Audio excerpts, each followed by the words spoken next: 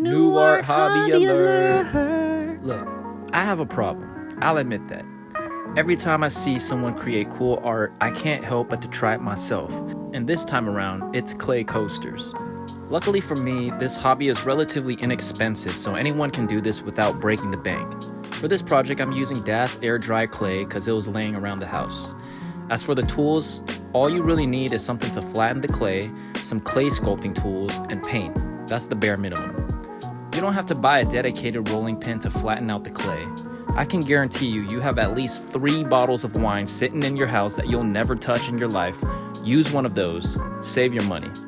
To ensure that I rolled my clay out nice and evenly, I placed 2 scrap pieces of wood of equal height on both sides. Again, use whatever you have on hand. Tape together popsicle sticks. Use stacks of paper. Whatever. As long as the same height on both sides, you're chilling. Now this is more of an optional step, but if you wanted to create the same coaster multiple times, I would highly recommend making a template that you can use to make it easier for yourself to duplicate designs.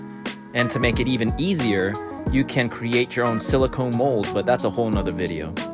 I drew out my taiyaki design on Procreate, sent it to my Silhouette studio to cut out on one of those transparency film sheets, and I used that to trace my design out on the clay with an X-Acto knife.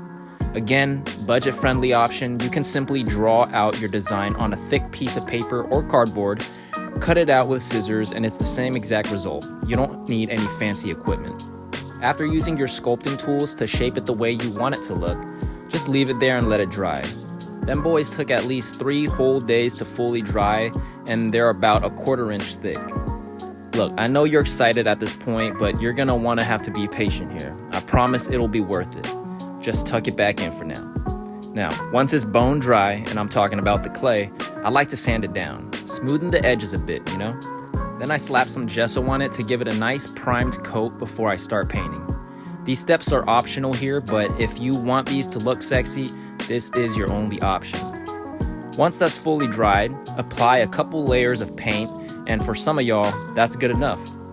But if you want to protect the paint a bit more, you can apply Mod Podge or even varnish.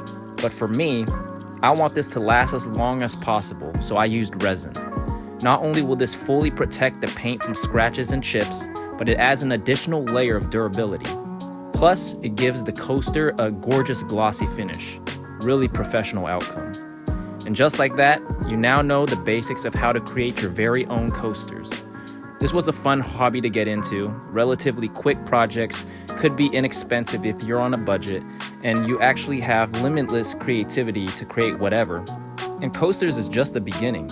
You can make trinket dishes, sculptures, keychains, anything really. So have fun, and if you got any value from this video, please consider subscribing because I'd love to make more longer form videos like this. Happy creating.